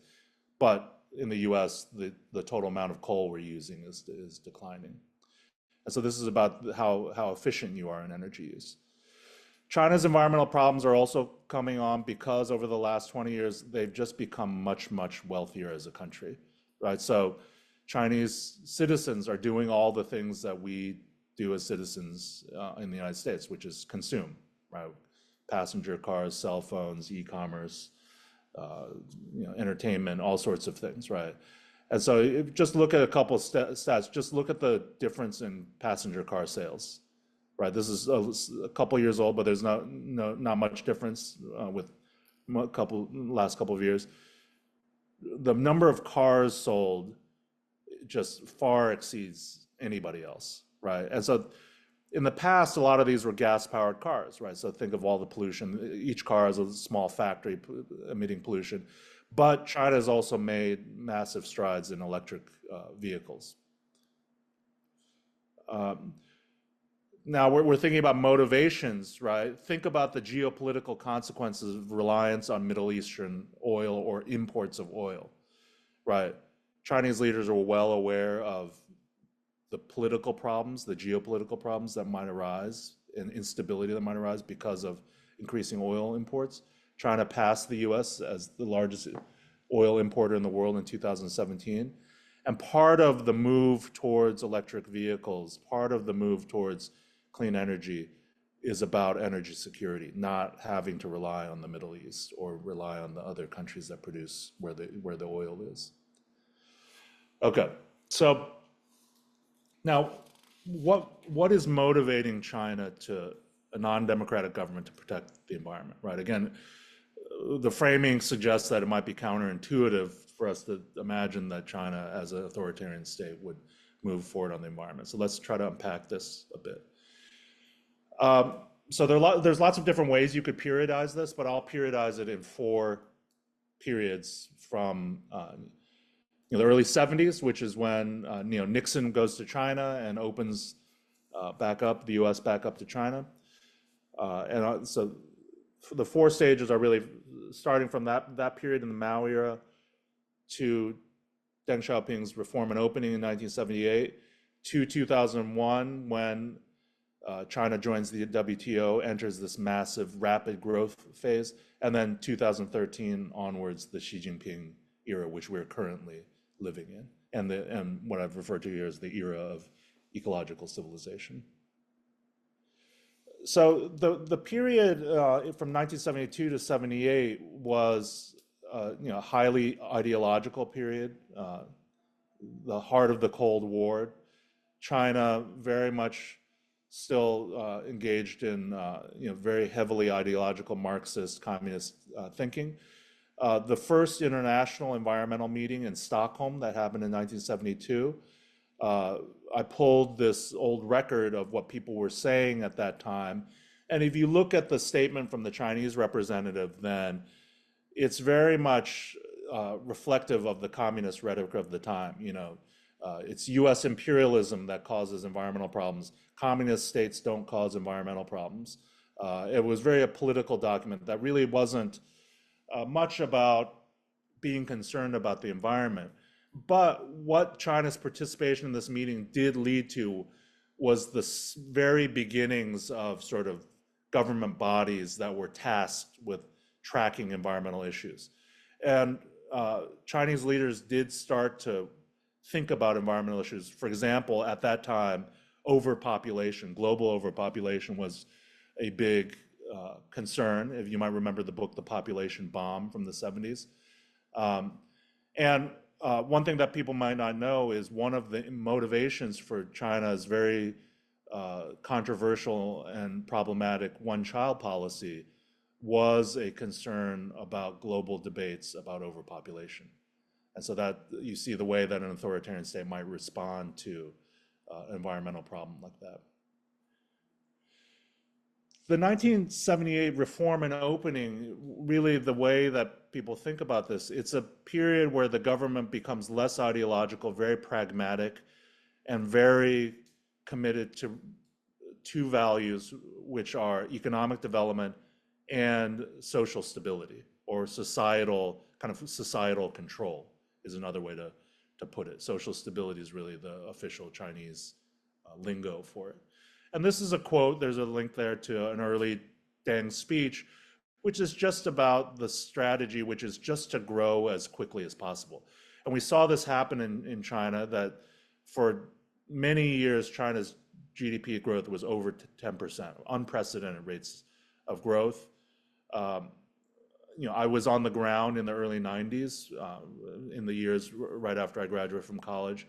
China was an extraordinarily different country then, and I've sort of seen the economic growth and how it's led to massive changes within the country. And so, a big part of China's legitimacy of the party is its ability to preside over that period of economic growth. No matter how you attribute the causation of that, they are certainly making the case that it was their steady hand that enabled that growth. What we see in the early 2000s is some growing concern about the ecological limits to growth. Right? So I think one of the first ways that the government got is on both of those fronts, the economic development priority and the social stability or social stability maintenance priority, China was seeing ecological threats to their goals in both of those places. In the early 2000s, you start to see the senior leaders say things in speeches about the need to balance the environment and development, because wild development or unbalanced development could lead to constraints on development. And then less frequently, they spoke about the social stability or protest impacts of this, but this was always in the backdrop as well. The other thing, this quote comes from a state council. China's state council is its executive body in 2005, where it talks about this goal of engaging in environmental protection and what they call scientific development, which they mean is sort of a more rational development that's not development at all costs, right? And so what else was happening around the time of that document, 2005, right? This is, NASA has some great satellite data that you could see what's going on in China. So November 2005, a month before that document came out, massive sandstorms that were sweeping through Beijing that were widely attributed to deforestation in Inner Mongolia, basically northwest of Beijing. And so as officials were meeting to discuss the environment, they were getting swept with massive dust storms that were coating cars and making it hard to walk outside. That's in November 2005. Also, there was a massive chemical spill on the Songhua River that led to the sacking of Xie Zhenhua, who was one of the sort of legends, the leading founders of China's modern environmental bureaucracy. And so he was sacked. He was the head of China's EPA, sacked because of this 100 tons of pollutants spilling into a Chinese river. And these things were happening regularly all over the country. And then again, social protests, right? People were finding ways to protest, even though protest was not generally allowed. This sort of non-political protest that was related to everyday issues, had more traction because it was seen in some quarters in the government as bad governance. Okay, I know I'm getting close to the time, so I'll move relatively quickly through the last couple of slides. There were also Chinese lawyers. This is a lawyer I worked with quite closely, bringing lawsuits, tapping into that public discontent. And again, there were these technocratic arguments coming out about the limits on economic growth from environmental pollution that were getting the attention of leaders. And so what we then see in the 2006 to present was the rise of green development goals. China starts setting targets, national planning targets on improving energy efficiency and reducing pollution. And then as you enter the Xi era, you see this kind of background philosophy of trying to control environment as a way to improve development and to improve social stability and to frankly improve the reputation of Chinese leadership within China and globally. you see that the leadership really sees the environment as a great area for tapping into all of those demands. Here, it's a period where the public is really, the public mind is very focused on pollution. So this is just something from China's Twitter, where it's just a joke about air pollution, right? It's sort of saying, here's pictures of all these tourist sites in Beijing, but you can't see any of them because of air pollution, right? So people are paying attention. So it leads to, this is what's officially going on. That Xi Jinping regularly sending out propaganda about planting trees and caring about the environment. The Chinese communist ideology kind of schools start to generate, fold eco-civilization into core communist political ideology. They put this concept of ecological civilization into the Chinese constitution. And so all of that is the practical impacts of that. You see the kind of pollution control that I've talked about, but also in the last 15 years or so, you see a lot of heavy state investment in clean technology development, right? Solar, wind, batteries, electric vehicles, to the point that China now dominates all of these industries, and it's driving blowback from the United States, right? You might have seen Biden and Trump's tariffs against Chinese clean technology products and complaints about unfair trade practices. But the fact of the matter is that the United States was not very invested in these industries, and China saw an opportunity there, right? It dovetailed with their needs for energy security, to reduce pollution, and to create economic industries that they could dominate because no other countries were really leading in those countries, right? We know how recent Tesla is as a country. That's the US leader in electric vehicles. But you might not know that China has dozens of electric vehicle companies that are very competitive with Tesla. And so it's led to political blowback in the United States, where it's become politically necessary to put up protectionist barriers against these Chinese industries. And the US is now attempting, through the Inflation Reduction Act and other laws, to build these industries in the country, when we are now suddenly find ourselves 15 years behind China in clean tech industries. So that brings us to the end. Sorry for we had to fairly quickly get through the last bit, but and we haven't really had a chance to discuss 3 or 4, but I'll put them out there just for you to think about, and I'm happy to communicate with you offline or through email about any of these questions if you have them. Feel free to send me an email. On the slides, I also provide some different readings and primary materials that you might considering using. The primary materials are difficult to read. You wouldn't want to provide the entirety of them. They're really turgid state official language, but you can get, pull out quotes that might be useful for your teaching materials. And so I'll end there.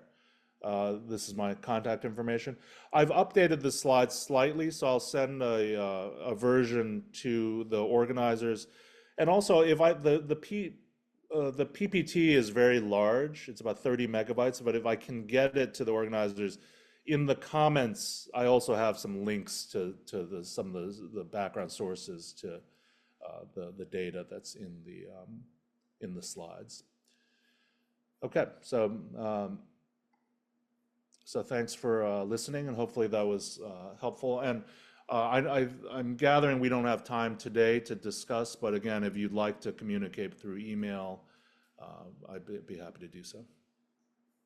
Yeah, thank you so much, Professor Wang, for speaking with us. Can you stay for a few minutes for questions? I think that we do have some. If you have time, I'd be happy to. Yeah, we can. Vanessa is graciously giving a few minutes for us. But are there any questions from our participants here for Professor Wang?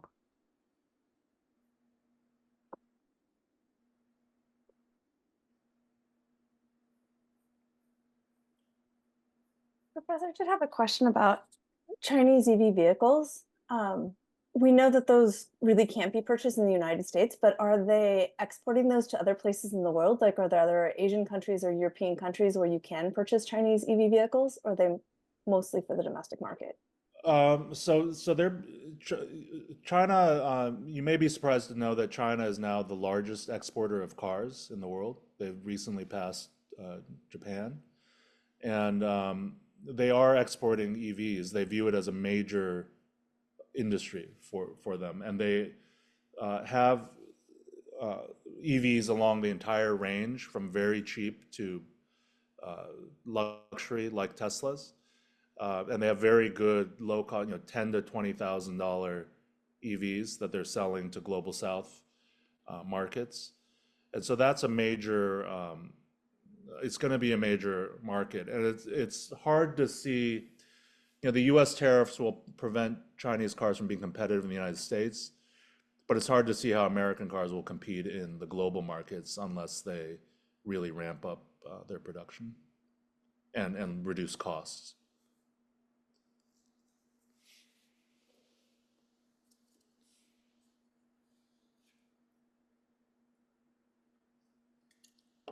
Yeah, I think on that note, I was watching soccer this weekend, and on the Euro Cup, you might notice BYD all over as an advertising partner.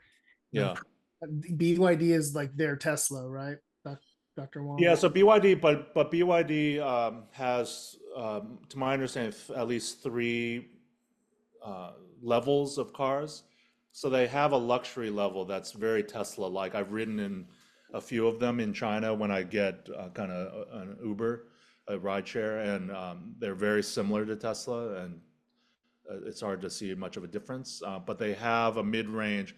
That line is named after the Chinese dynasties. It's the Song dynasty, the Tang, and then they have a mid-range and a lower range that I believe are sub $20,000 for the cars.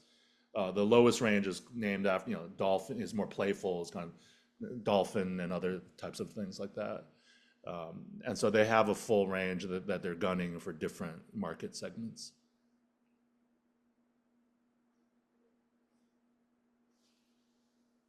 Yeah, I just dropped into the chat a report from the Beijing Auto Show back in April, in which an American reporter was just highlighting some of the contrast in response to the new tariffs put out by the Biden administration when it comes to China. So there's a lot of great resources that are out there. But if there's any other questions, I'm sure that we can connect with you, Professor Wang, afterward. But I do want to thank you again for your time and appreciate all the great resources that you've shared with us. And we can't wait to share that with our teachers as well. Great, thank you. Good luck. Good luck to everyone with your teaching. Thank you so much. All right. Yeah, thank you. All right. On that note, we are going to take a short 5-minute break. So feel free to take some time for some self-care, to get a cup of coffee or water, and we'll be back at 11:12 with Vanessa and her section on on her lesson. So we'll be back in a few minutes, and thank you so much for your time.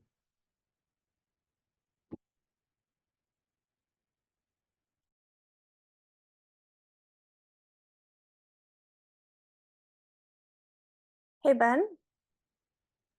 Yeah. All right, thank you, everyone. I hope we can welcome everyone back from our break. And let me reintroduce Vanessa to us right now. She's one of our teacher leaders for the History Geography project.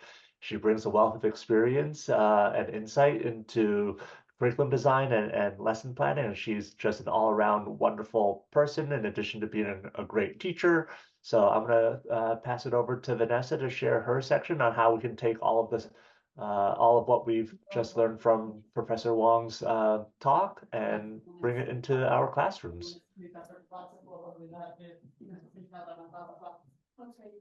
Hey folks, so nice to see everybody again, or to have everybody back. I think I'm gonna have to, there we go. This way I'm looking at you as I'm looking at my screen.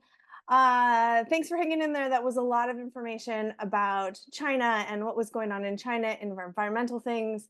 And now we are going to jump into the lesson. And so my job is to sort of take themes that the professor was looking at and working with and figure out how to translate that into a 10th grade classroom. how that might fit. And so what I have designed is kind of the final lesson in what I would view as being a larger unit that's really digging into the question of why and how did the Chinese government improve air quality? Because as bad as the professor was saying, as bad as environmental issues have been in China, there is an improvement. And so really digging into like the why and how of that. And the inquiry question for the lessons, particularly what I would want students to get to dig into for that particular question, lesson is the air quality across the globe improving or declining? So that is the question that we would be looking at altogether. Let's see if I can. So in terms of where this fits with standards and where this fits with the framework and how this might fit into a 10th grade classroom, I see this as fitting in a couple different places. When we're looking at the Industrial Revolution, when we're looking at what that looked like and what that was like as Europe and the United States was industrializing, this might be a segue, a place where that can fit into as well, is where we look at, okay, well, what did that look like in kind of more modern China? What did industrialization look like there? And kind of some comparing of environmental issues. It could fit in post-World War II standards that really looks at the Chinese Civil War and the rise of Mao all the way into the present day. And mind you, these standards were written in the 1990s, so present day was Tiananmen Square. But this could fit in there. It could also fit into issues of nation building. So these are sort of places where I see that this information would fit into standards, would fit into the framework. In terms of Common Core, what I see students working on really is some argumentative writing, and helping students be able to state claims, to find the evidence to back up those claims, to be able to explain those things. So that's kind of the framework, the overall way that I see this fitting into a 10th grade world history classroom, this information about the environment in China. And now a turn and talk. I really like turn and talks in the classroom. I don't mind it when things get a little noisy, when students are actually interacting with each other. So this is where I would start in the classroom. I'd have students really talking to their elbow partners, addressing this question. And one thing that I really like about focusing on air quality when we're looking at these environmental concerns is we can all see it. Like, it is a very real thing that there's not a person living in Southern California, in LA, who has not noticed, at the very least, air quality and what that might look like. And so here I see this as a point of entry for students of like, you could not be paying attention, you can be somewhere else, but if you're doing a turn and talk, talking about air quality in your community, everyone has been outside, everyone should have something to say here and something to add to the conversation. So in just a second here, we're going to jump into a breakout room. And I would like you to turn and talk with the folks in your breakout room and answer these two questions. What is the air quality like in your community? And you could define community however you would like, whether that is the area around which you live, the area around your school, Southern California in general, or somewhere else. You define it however you'd like, but go ahead and define that for your partner and tell them about the air quality in your community. And then in your experience, and again, you know, we've been living for a little while here. So in your experience, is the air quality improving or declining? And we cannot be history teachers without asking students to cite evidence. So what's your evidence? What's your evidence for saying it's improving or it's declining? So we'll take 8 minutes. So that should be 4 and 4 for folks to talk, to please discuss these two questions. And Ben, if you can send us all to breakout rooms, please. All right, your breakout rooms are open and you should click on the join button with your partner.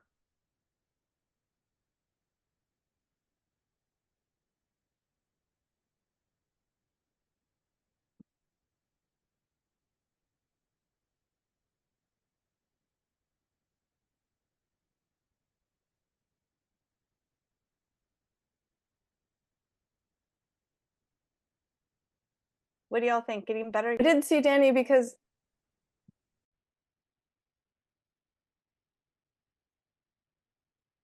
all right, folks. Hopefully we had some good conversation about your local community air quality. I would love to hear what we're thinking. Is it improving or is it declining in your local community? Feel free to throw things in the chat. Feel free to take yourself off of mute. But I would love to hear what you discuss. And in your opinion, what is the air quality like in your community? And in your opinion, is it improving or is it declining?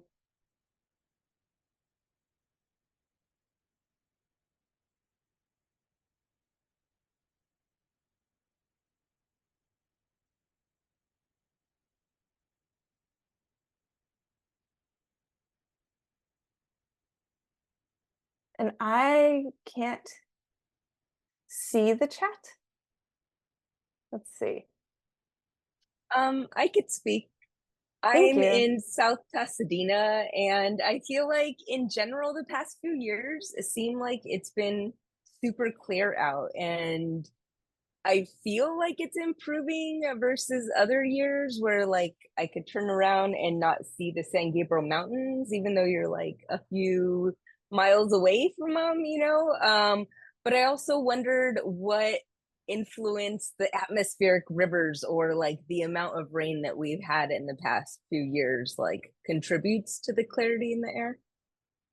Lisa, we were totally talking about that one. Like I am in the South Bay. I'm in Wilmington, so I'm the port of the city, and I use the mountains as my air quality indicator as well.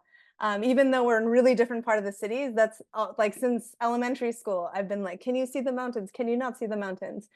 And we were talking about rain and the ideas around rain as well. But I'd love to hear what other folks have to say.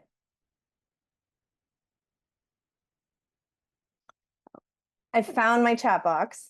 And we were saying in the San Francisco Bay Area that an uptick in wildfires, not wildflowers, although they correlate, has increased poor air quality. Folks saying that there seems to be less smoggy days now than when folks were growing up. Yeah, and I would agree with these statements. Like I feel like I am seeing less smoggy days than when I grew up, and I've lived in LA, you know, off and on for most of my life.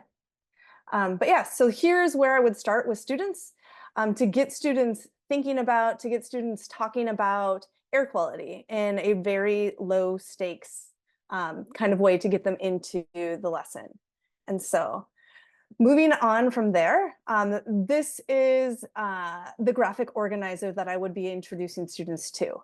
And so what we will be doing with this graphic organizer, it's super simple of just like, we're going to be looking at a series of documents, and I'll show you all the documents in just a second, and asking students to really find evidence from these documents, to go ahead and see and collect some evidence about improving or declining air quality, asking them to really write down the evidence and then cite those sources. So again, really low stakes preliminary ways of getting students to cite sources, getting students to find evidence and start to track and figure out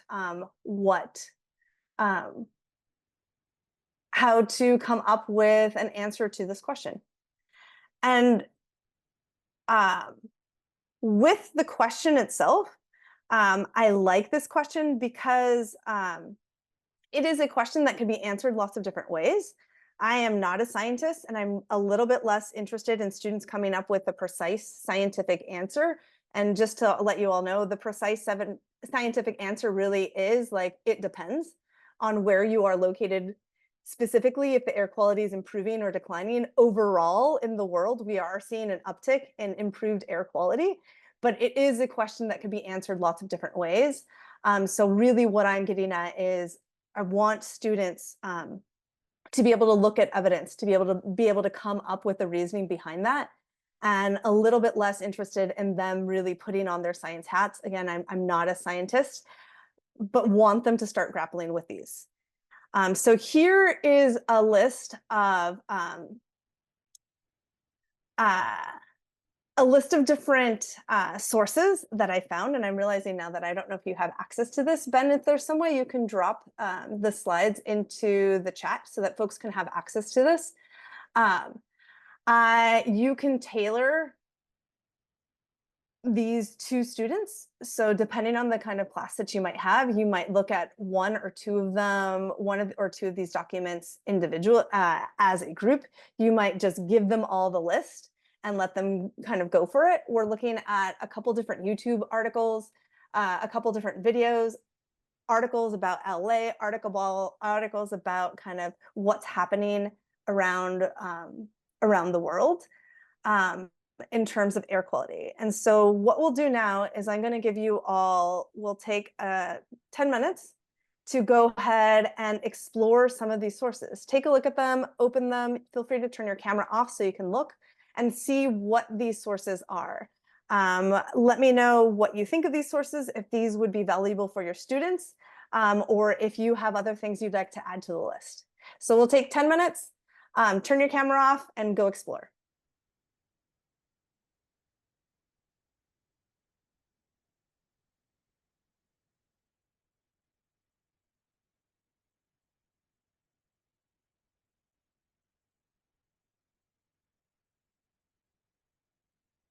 For a second. All right, folks, I would, well, we'll pause here for a second because we're running out of the time, but we've got a bunch of different articles there, a bunch of different things that I hope would be useful for your classroom or that you can find pieces to share with your students. And so let's take a look at what we would then do with all this evidence that we've now collected. I am a big fan of having students do high quality short writing pieces. And so I really like the 11 sentence paragraph. This basically takes like a 5-paragraph argumentative essay and boils it down into 1 paragraph. So I would from there have students take a look at their graphic organizer, the information that they collected, and really look, okay, based on the information that you collected, is air quality improving? Or is it declining? So there is your claim. And from there, we already have evidence that they've gathered that they can then put into this graphic organizer as their evidence. And then you can work on then how do you support and explain this evidence to build out a really high quality argumentative paragraph about this question, being able to answer this question. And so I will pause. Well, let me show you the last piece of this.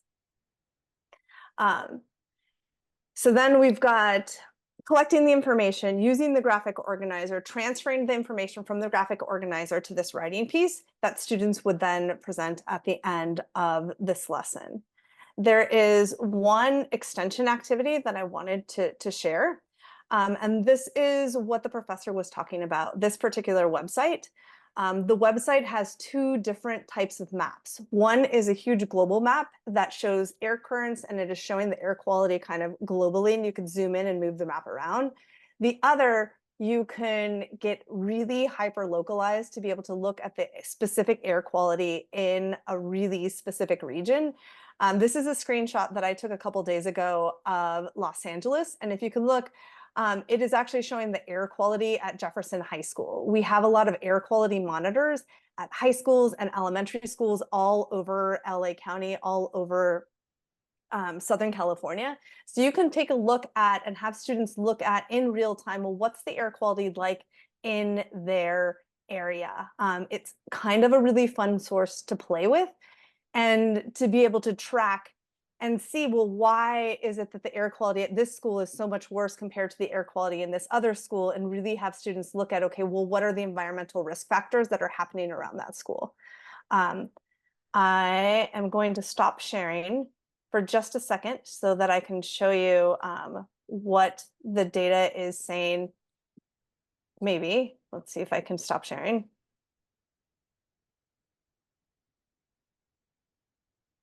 Oh, I'm stuck.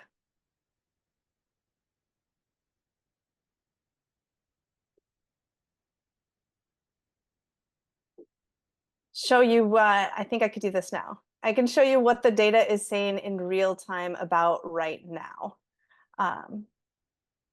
just so you can have a quick peek at it. So this is LA, the LA area right now, and you can see that green is where there is good air quality. The yellow is moderate, and one other thing that I really like about it is it's showing some of the environmental factors. So you might notice that there's a couple places where there's flames. It's saying that, hey, there's a wildfire here, or there's other markers that are saying, hey, there's some sort of environmental hazard here. You can really zoom in very, very localized to the actual, as small as a school. Again, I was looking at Jefferson High School earlier today. So just some really cool, or interesting might be the better ways of saying it, some interesting tools to help your students really look at air quality in a specific area. Other information that they could use to gather evidence for in their writing pieces. And we've got just a couple minutes, but I'll pause there to ask, how might you use this lesson? How might you use these resources in your classroom? Suggestions for improvement, suggestions for this lesson in general.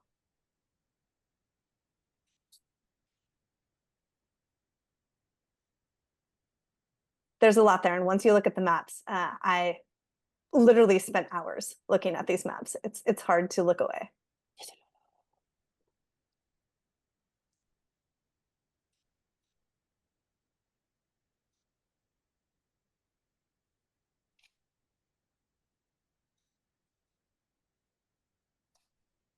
Right on. Well, thank you all so much. And please let me know, or please let UCLA know if you do implement any of these things. We always love to hear about how this went in real time in a real classroom. And so thank you.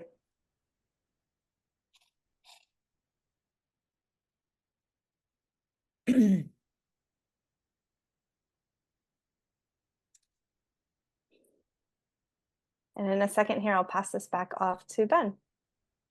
Yay, thank you so much, Vanessa. There's so much that we can do with that map. I was getting a little bit lost into it and thinking about what I imagine myself doing as a classroom teacher, and thinking about how we can track change over time with some of that data science, like Willow has just written in the chat. So there's a lot of great resources out there for us, especially when we think about what we can do with our students. I'm going to go back and start my screen sharing again, and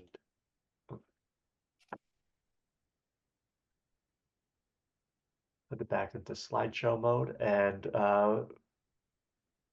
continue with where we are.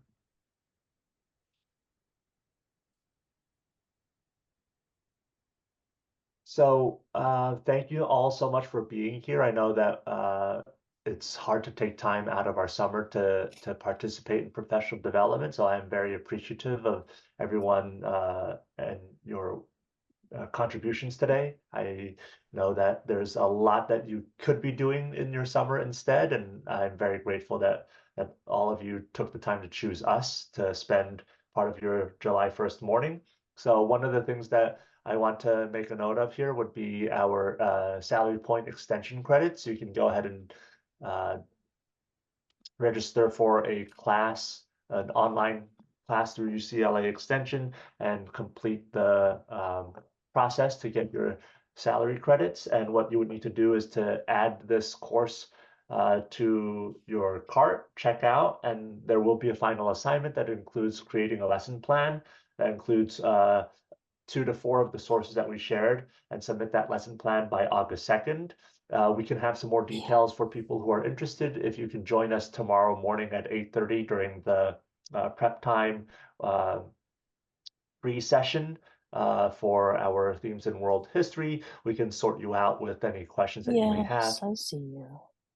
And in the meantime, we're more than happy to take any other questions that you may have with regards to some of these resources, or any other conversations about China and its environmental policies as well, or find you or direct you to some further resources. And then one last thing, we do have an evaluation form. You can go ahead and find that on the agenda in addition to the QR code that you see on the screen. We had a question earlier about sharing slides and resources. We will make those available to everyone on the agenda as soon as we finish up with our session. We have presenters, and Professor Wang is willing to share his slides as well, as he mentioned. So we'll make sure that all of that is updated for you by the end of this week. And yeah, I just want to thank everyone for your attention today, and make sure that you have a chance, if you are going to be joining us tomorrow, to read through the article on Honduras and the Garifuna people and their work on reclaiming some of their land and their efforts in fighting climate change and climate injustice. With that being said, we do have a few more minutes. If you have any questions, I will be staying on the line to answer anything that you may have. And yeah, thank you so much. And as Amparo is writing in the chat, please take some time to fill out the evaluation form